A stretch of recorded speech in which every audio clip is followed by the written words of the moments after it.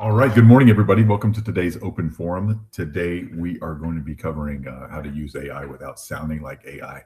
We all have received messages. Even now, telemarketing, everything is AI. And one of the things that I've really enjoyed with the AI telemarketing is how the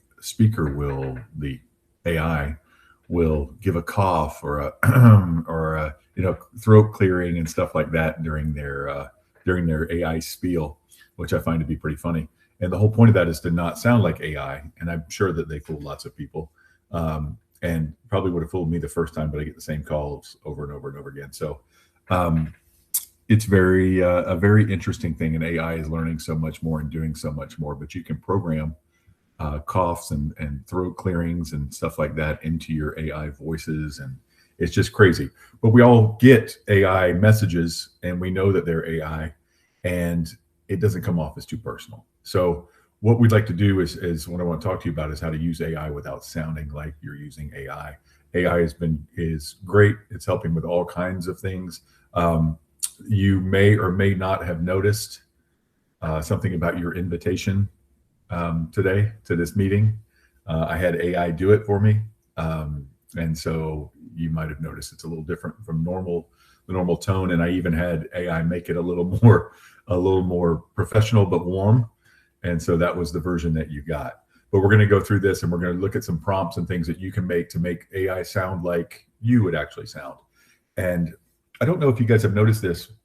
If you have do any of you guys have like a chat GPT that you pay 20 bucks a month for, or any of these, the Claude or any of those? You pay the 20 bucks. And I don't know if you need to or not, because I also paid the 20 bucks. I don't know if you need to or not, but it knows everything about me just from the things that I've asked it and done and all that stuff. It's crazy how much it knows about. It remembers everything that I've told it and asked it. It knows what I do for a living, obviously, because I talk to it about these trainings. I ask it questions on here with you guys. It knows I'm in real estate. It knows I live in the Orlando area. Probably knows exactly where I live. I'm sure it does. But it knows me, and it knows how I talk and how I write and stuff like that. And so I put some of my emails and stuff in there, so it knows you can do that. So it knows you even better and knows how you talk and how you write. So if you have some old emails and stuff and you want it to do this work for you, you do it. I'm sure that everything about me is on the internet, and it can find out everything about me. So I don't really worry too much about it knowing how I talk, how I write emails, because I want it to help me, and I want it to not sound like that. I also answered. Someone asked the other day.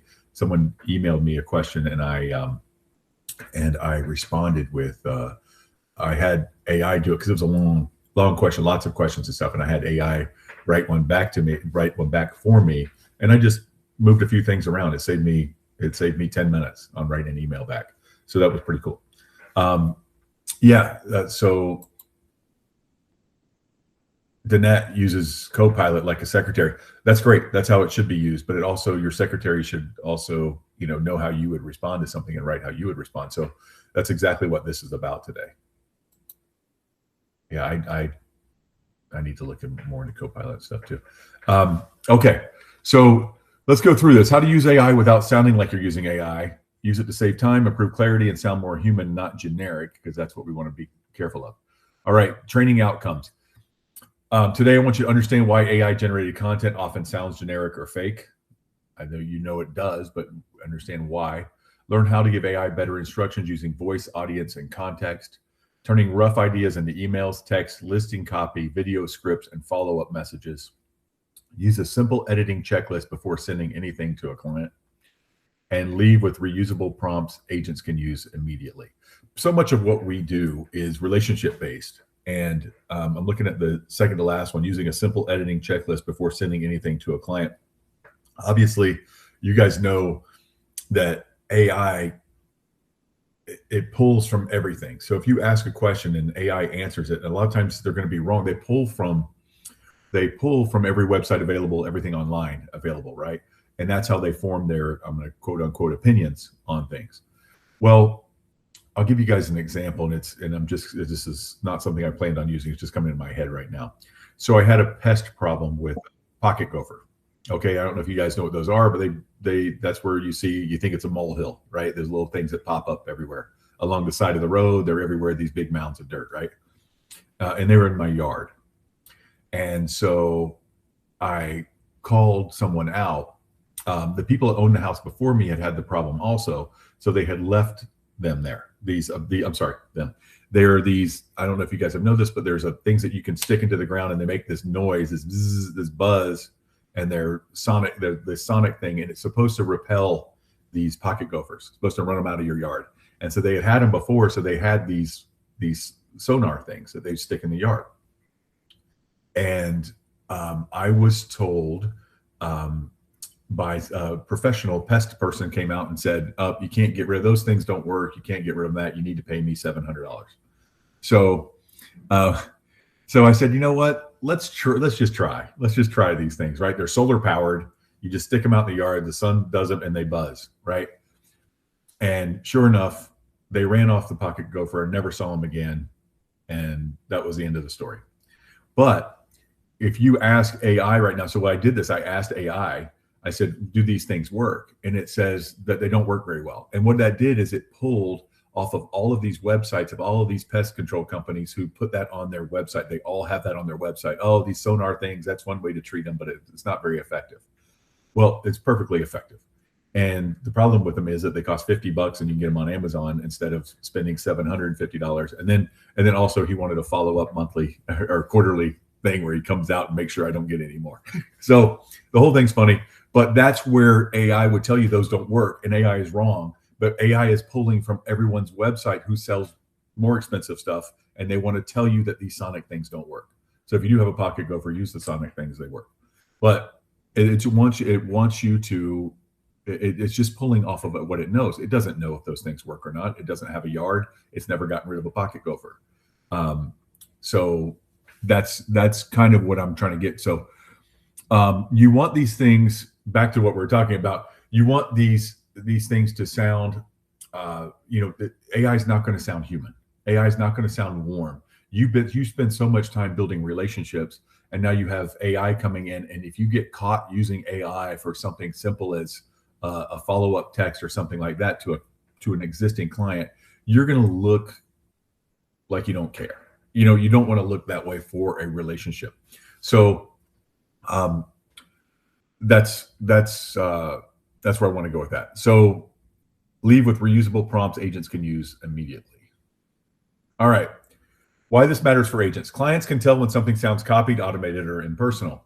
Real estate is relationship driven. This message, all the stuff I just talked about, this message needs to sound like it came from a real person. AI can help agents communicate more consistently, but it should not replace judgment. Obviously, these people like you and they're working with you because of who you are, not no other reason. So AI kind of stands between that, kind of can distance that. Best use of AI is not write this for me. It is help me say this better. Okay. I don't know if you guys have this on your, I know Gmail is doing this now. Everything I write, they try to suggest some different way to write it. They'll underline sentences and say, would you prefer this? This is what we think is a little bit better. And sometimes it is, and sometimes it isn't. Okay. The problem, AI voice. You don't want to speak with AI voice. Too polished. Every sentence sounds like a brochure. Too vague. Lots of words, not enough substance. You guys know they can be very wordy. Also, when I sent your email yesterday, I did ask it to be less wordy. It's because it was longer. Too enthusiastic. Exciting opportunity. Stunning. Dream home. Seamless experience. You guys know this from your listing. Your public remarks on your listings. Everything is a rare find and a must see and a this and that. You guys know if your property is a must see or not. That's better off if you do it. Then sometimes that can be a little embarrassing. I've had some pretty ugly listings, and I've had it write some stuff for me, and there's just like there'll be these little ones with like a little condo with a little pocket kitchen, right? A little kitchenette thing almost. And it's like a chef's dream, to own this condo where the kitchen is 5 by 5. Too balanced. It avoids taking a clear position. Too long. It explains obvious things clients already understand. And a lot of times it'll be things you've already had a conversation with them about, and it can look like that you're treating them like an idiot because you're explaining it to them again. or that AI wrote it. Too generic. It could have been written by any agent in any market. You got to make it personal. So the rule: AI is the assistant, not the agent. You provide the judgment, context, local knowledge, and relationship history. AI provides structure, options, speed, and a better first draft. Never let AI invent facts, promises, stats, legal advice, or market claims. And this is what I'm talking about. It pulls from all different sources. It can get confused if someone, for example, calls themselves the Orlando Realtor, and they're putting prices and stuff from rural areas or something like that. It can get confused on those kind of things, and it can confuse markets. It can confuse agents. It can confuse all kinds of things. Before sending, ask, would I actually say this to this person? Obviously, does this sound like something I would say to this person? And the final message should sound like you on your best, clearest day. So make sure it is doing that. And if you don't like what it's done, ask it to change it, and you can change it. And I know this is sounding like more work than normal, but it really isn't. And what I like, for example, what you can ask AI to do, you can put property information in there and ask it to make you a pre-listing packet. Okay. It knows how to do that. It can set up an outline for you, all the paperwork and stuff you'll need for a pre-listing packet, and then you go and adapt it to a little bit, make little tweaks to it for this client, for this property. I mean, it's already gonna be for this property, but make it for this client. So yeah, the final message should sound like you on your best and most clear day. All right, roll. The 5-part prompt that gets better results. Tell AI what job it is doing. Tell it what you want from it. Tell AI who the message is for. Give the real context. Describe how it should sound, and tell AI the exact format you need.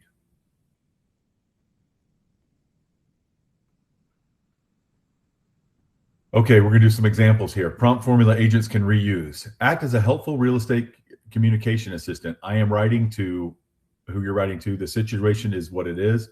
I want to sound however you want to sound. Please write a whatever it is, an email or whatever. Keep it short, long, medium. Avoid sounding salesy, generic, or overly polished. Example: act as a helpful real estate communication assistant. I am writing to a buyer who has gone quiet after seeing homes last weekend. I want to sound helpful, direct, and low pressure. Please write a short text message under 60 words. Avoid sounding needy or automated. Better inputs create better outputs. Garbage in, garbage out, right? Bad prompt: write a follow-up text to a buyer.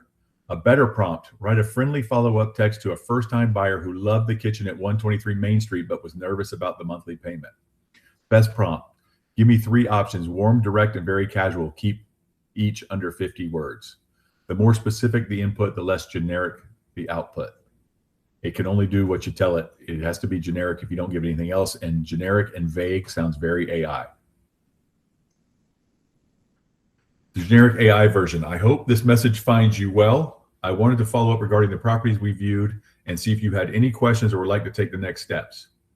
A better, more human version. Hey, Sarah, I was thinking about the Oak Street house because you mentioned the kitchen felt perfect, but the payment was a little higher than you wanted. Want me to run a quick comparison with lower price options so you can see the difference? That's a great thing, right? That AI will write that for you if you just tell it the situation. And it's easy to do, easy to tell. All right. Based on current market, generic AI version, seller price reduction is what you want here. The generic AI version. Based on current market conditions, we may need to consider a price adjustment to generate more activity and attract qualified buyers.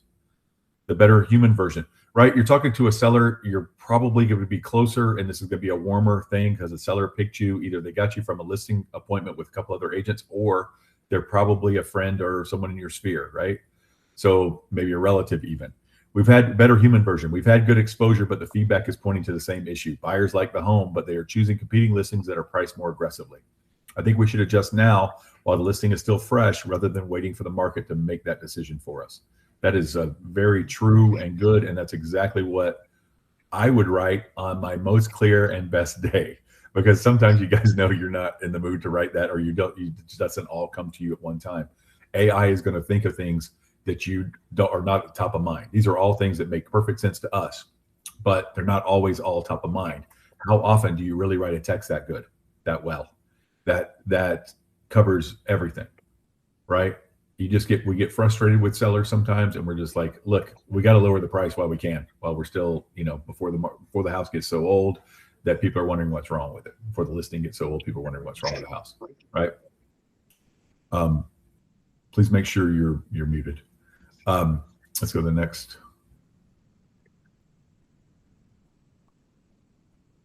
All right, listing description. Do not let AI write empty adjectives. AI loves empty adjectives.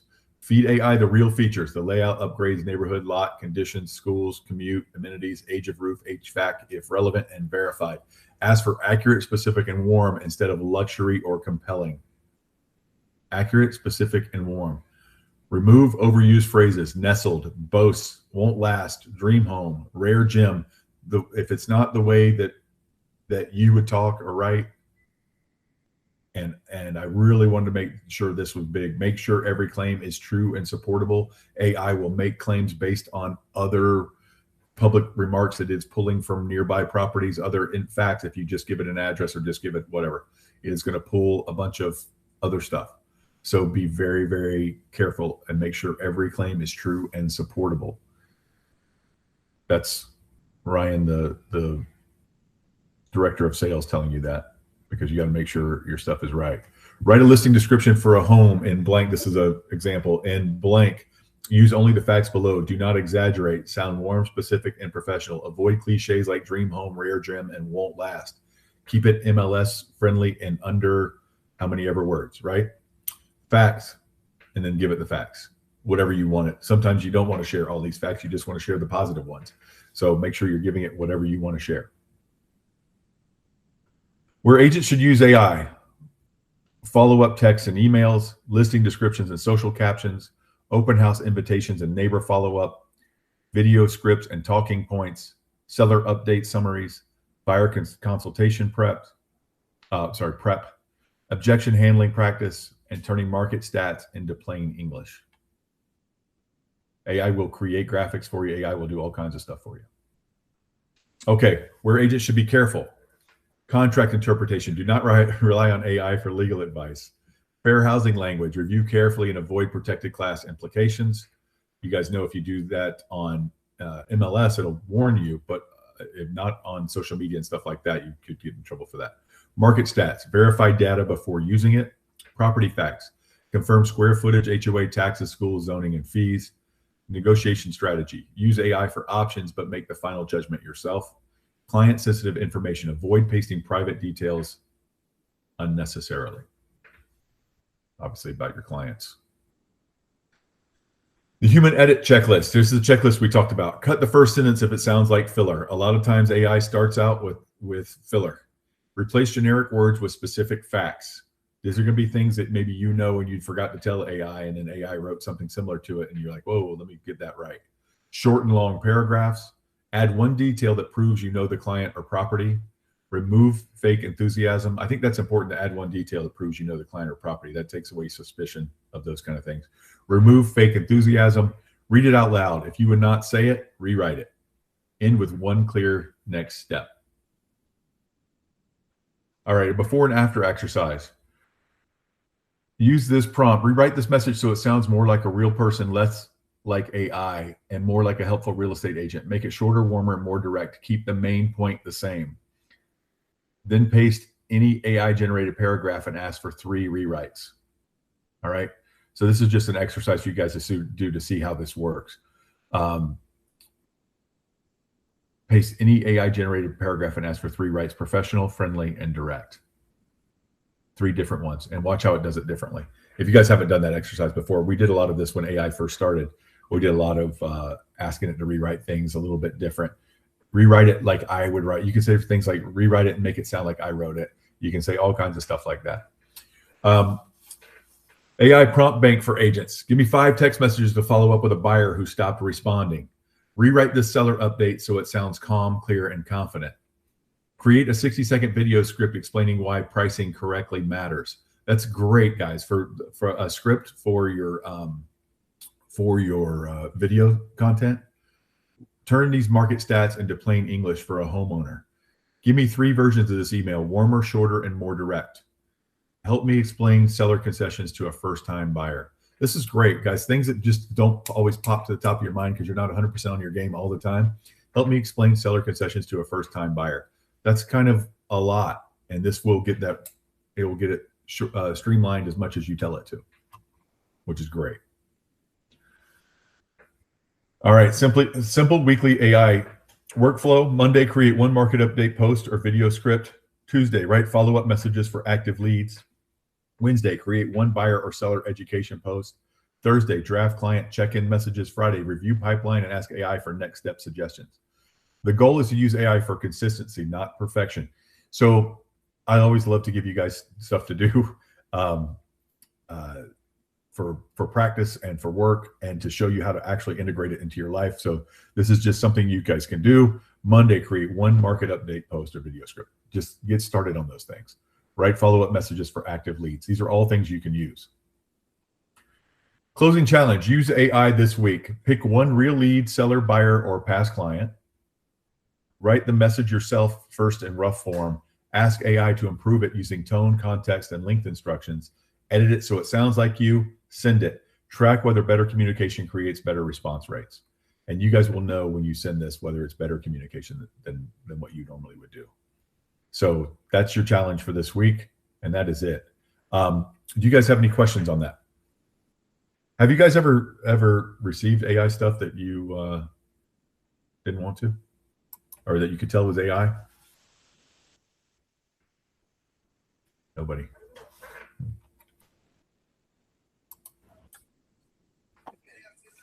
Oh, I get besides the spam filler that I get every day. You're getting the spam calls? Oh yeah, I get the Yeah. scammers and scammers.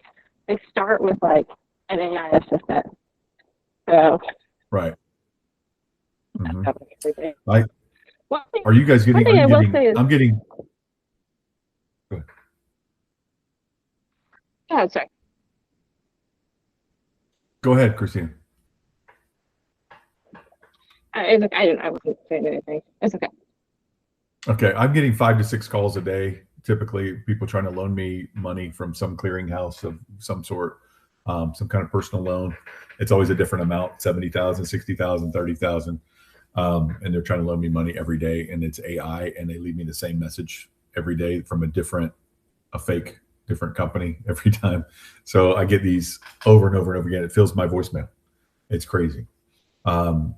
But maybe you guys are getting different scams from different AI stuff. But yeah, guys, this is coming. We're got to use it. If you want to get ahead in this business right now, you're going to have to use AI stuff. Or just keep up. You're going to have to use some AI stuff. And I'm sitting here looking at the training that I sent you guys. I don't know if you could tell, or if it even occurred to you that it was not me that wrote it.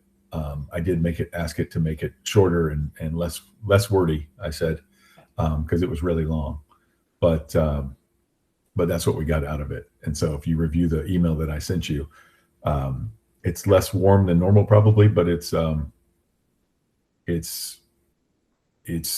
works. And yeah, I don't know if you could tell or not. Marcus. Yeah, I'm sorry, Ryan. I missed like the first 7-8 minutes or more because I couldn't get the speaker to work for whatever reason. I apologize. So when we're talking AI, I was specifically talking like Chat GBT, or was there something else that you began the conversation with? Other recommendations? No, any of them. I use Chat GPT for this, but any of them. Someone said they use Copilot. People use Claude. People use all different ones, Gemini, Grok, people use all of them. But it was not about any specific one. Whatever one you can use whatever you want. But whichever one you use, just to make sure that you're reviewing them using the checklist of does this sound like me, whatever. But you can use whichever one you want. Christina. So just some of my thoughts on AI. An interesting thing happened to me over the weekend. I have some friends that are kind of casually looking. They can move, but they don't have to, which is unfortunate because they're not very motivated. But we looked at a bunch of properties. They took a photo of an AC unit, like the sticker on the handler. And unbeknownst to me, they went home, brand new AC. They went home, put it into Claude. Claude told them, hey, that's too big for the square footage. So you're going to get mold and it's going to blow out your ductworks. And I don't really know that that is necessarily true, but just was an interesting moment for me because, and I had a kid last year. He was buying a new home and, essentially trying to get me to give him like cash after close. And I'm like, I can't do that. Well, ChatGPT says you can do that. Well, ChatGPT is trying to get me to commit cash fraud, or it's just not. I can't give you money out of closing. It's just interesting in that, a lot of us have been at this for a while. Like my family has been doing it for 40, 50 years in Orlando, and just a unique third party that we've never had to deal with before. We used to have to deal with, the buyer's dad that would show up to the inspection and give you his expertise from when he bought a house 40 years ago. Yeah, sometimes it's good, sometimes it's bad, but I just thought it was interesting. I'm going to run all that information by an HVAC tech and an inspector. Sometimes it'll be right, sometimes it'll be wrong, but I think we should prepare ourselves to just be aware that this is something that we're going to be contending with, some buyers and sellers before they even, because they didn't even ask me. They didn't ask me anything. I would have been happy to look it up or research it. Didn't just skip me, went straight to Claude. And so it's kind of fascinating to me the amount of trust buyers and sellers are putting into the LLMs. Mm-hmm. So just something to be aware of, and it's not something that we've had to deal with before. The other thing is, like, I would just suggest, like, for me, I don't want to put AI between myself and the customer. So, I hear what you're saying, write it, review it. Is it something that you would say, etc.? I've just seen some bad uses for it. Like I had an irrigation company that I work with. They now have an AI answering agent instead of an answering machine or a voicemail. And it takes me a minute to leave them a message because I have to go through all of their questions and answer all of them. Whereas before I could just leave a message. So I think there's some good uses, but when we're putting it between ourselves and the clients too much, it's frustrating. But yeah, now this is where we're at. Buyers are asking Claude before they even reach out to us. So it's fascinating time. Yeah. I remember that situation you had last year, and it is getting smarter. But people need to know that it's not the end all be all. It pulls from people. So you guys know, if you are a someone who the HVAC people. HVAC people are doing blogs, or doing this and that to help their business and all that stuff. So they're going to write things like, "Oh, be careful about getting too big. It's going to do this." And so AI is going to take that for gospel because they saw it on the internet. So that's one thing that AI does, is it pulls from the internet and doesn't know how to. It's getting smarter all the time, but it doesn't know. It's just going to tell you. It's just going to regurgitate what it sees on the internet because he thinks that's true. So that's why you have to be, you can't do anything without AI saying, "Oh, be careful about this though," right? And whether it's a real concern or not, because someone has put it on the internet before. So yeah, but people, you're right. It's not as bad as Zillow, but it's close, that people believe whatever. Oh, it's on Zillow, so my house is worth this much because that's what Zillow says. People will believe that. Unbelievable that what people will believe that they see on the internet. So as you guys know, so there you go. Yeah, you have to be careful about that. But I don't really recommend this so much for writing to your your people in your sphere so much as to leads and prospective people. It's one thing for you to write something and then not know, well, that doesn't sound like Christina, because they don't really know you yet, right? So it's one thing to do that as opposed to writing to someone you're helping that buy their fifth house and you're their realtor. So it's a little bit different process than that. So. But it's great for leads and it's great for all that other stuff.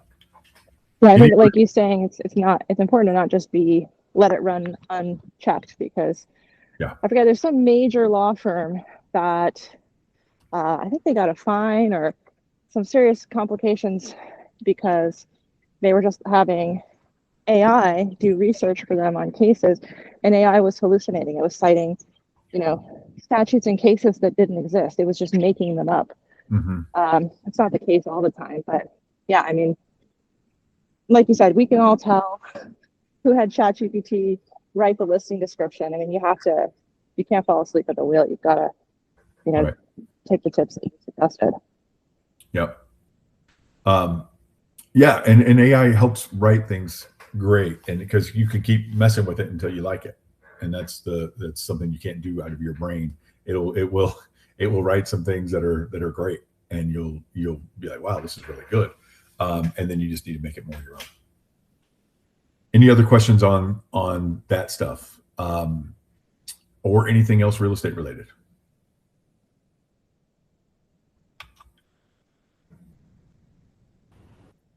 All right. Well, if you guys don't have anything, yes. I'm curious, like, what are your thoughts? I saw that the rates are now as high as they were last July. Uh-huh. I mean, two thoughts, right? Like, we're still going to sell about 4 million houses in this country. There's still people buying and selling, so I'm trying to keep my nose down and just focus on, my customers and my sphere and all of that. But I'm just curious, your thoughts, or if you think it's going to improve. I don't know if the new Fed chair is actually installed yet, or if he's just been chosen. Or I just was curious everybody's thoughts and what they're seeing out there in the market. I'm seeing some sellers that are still, I'm seeing like a chasm between the buyers and the sellers. Like, some buyers are just still, I had an offer of $55,000 under asking on one of my listings when we just had a sale in the neighborhood at the price that we're listed at. So it's like sellers want what houses were selling for in 2021, and buyers think because they sit on the market for a couple of months that, the houses are half off. I'm just curious what your thoughts are for the rest of the year and what everybody else is experiencing. I think that's normal real estate. It's funny that you asked this because I was going over this morning, reading some stuff on it as I saw that rates are, I think, what's amazing is that, and Florida Realtors sent out something yesterday that people are buying. They're absolutely buying, and we're 8% over last month on pending deals. Everything's going up. And I can tell you from what you guys are doing, the last 2 months have been up and up. And obviously we're heading into summer, so I expect that to continue. And even though rates are high, and even though rates seem like they might be artificially high because of what's going on in the world, they seem like they might be temporarily high, people are still buying. Buyers are still still putting in mortgage applications. People are still buying, like right now. And but of course, the chasm between what people want and what people are going to offer that's often been the way. It hasn't been too much here in Florida since 2000, but it's always been the way, and it always will be. But unless you're getting a huge seller's market. But yeah, that's kind of where we are. People are still there's a lot of pent up demand is what's going on. It's why, even though rates were down a little bit lower and now they've gone back up a little bit, and they're going to go back down again, everybody seems to think, people are buying right now. People are putting their mortgage applications in right now. People have to move from time to time, and they're doing it now. And we got some people moving because they want to. And that's what's been up. I mean, we've been up 20% last couple months. So maybe more, 30%. So it's been going real well. It's starting to pick back up, even though rates have not been cooperating since they got their lowest a couple months ago. I think people are even optimistic that they'll come back down, but they're still buying, which is great. Normally, I tell you guys, this is a great get on your social media when rates are starting to drop, and let everybody know, now's the time. But right now, I wouldn't even tell you to do that because it's not really the time. But people are still buying, and that's great to see. I think there's so much pent up demand from the last 3 years of people just not moving. The people who just want to move to a nicer place or a bigger place or a smaller place, they're not doing it. They haven't been doing it because of the interest rates.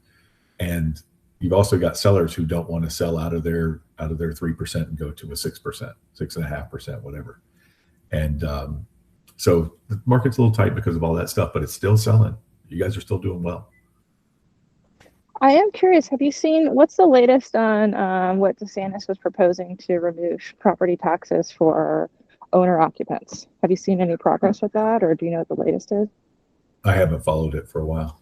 I think they're trying to get on the ballot, right? I don't know. I'll have to. I'm not following. I saw something. I saw he was at a press conference talking about it. Yeah, and then I will say, if anybody has somebody that is looking for anything that could be where they have a new build, I just did a Mattamy home closed yesterday that we got a rate buy down, we got closing costs, and they sold a spec home, inventory rather, at the base price. So it was a nice little trio of concessions, but a lot of those builders are, down in their earnings. So I've seen some good deals there. Okay. Wonderful. Wonderful. Anybody else have anything for today? Any questions for anything real estate related?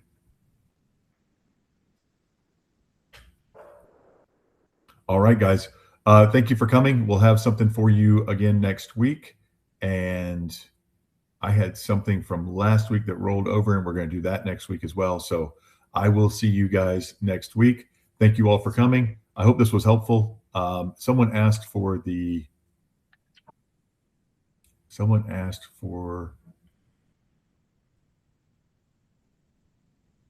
the PowerPoint. Yep. Yes, I will. Anne. Yes, can I share with you guys my positive experience with AI? Of course. Yes, since I use AI, I have much confidence in my writing. I have a deal right now, $1.1 million with the land. It's buildable land that I don't know how to write a contract and talk to the seller or the buyer. I represent the buyer. The buyer willing to pay me 3% commission, and I don't know how to talk to these people because they all experienced people. The seller is a real estate broker, and the buyer is the builder. And they found me online and asked me to represent them. So I use AI to communicate back and forth with them. Very professional, and from person don't know anything, it sounds like I know a lot. So I just want to share that with you. And I also share this with Ryan. And what should I do? I mean, I'm freaking out because they asked me to write the offer. It's vacant land offer, but it's buildable lot. It's take 2 years to close. There's a lot of things involved, inspection and all that. And during the process, I ask AI, they teach me what to do, what to say. And I also use that to negotiate the deal for all the deal that I have. And it sounds more professional. And the agent, is very smooth. They cannot fight back or feel bad or anything like that. So I just want to share that with you guys. It's very helpful. Awesome, Anne. Thank you. Thank you. Yeah. Claude. Good morning, guys. How are you doing? Good. How are you doing? Yeah. All right. If I get a probate listing, how to proceed, where to start? You have a probate listing? Yes, sir. Okay. Probate listings are usually pretty easy because you have to rely on the attorney, the probate attorney. So they have a probate attorney, right? Yeah, I'm listening. So they have a probate attorney. It's going through probate. They will tell you how to list it and what names to put it in. That's all. That is. I don't know what your specific question is, but you're going to rely on the attorney for all of that stuff because each one is different. Everybody's different. I can't tell you anything other than that, but you can put it on the market and just let people know it's in probate. Do you know how far it is from being done? Nothing is done yet. Okay. Well, the attorney's going to tell you when it's going to be done, when you should market it. So, well, I can tell you when to market it when they tell you when it should be done. But they have to hire an attorney. Pardon me? They have to hire an attorney. Okay. Yeah. So they're going to hire an attorney, and you're going to follow their instructions on how to list it and what names to list it in, and get a time frame for when it's going to be done. And I can help you from there once you have a time frame. Got you. Thank you. All right. So when it gets closer, let me know. Okay. All right. Bye. Any other questions? All right, guys. I will see you guys next week. We'll have something great for you. Thank you so much for coming. I will send the thing to Nomi and Marcus, and I will see you guys next time. Thank you. Thanks, Tom.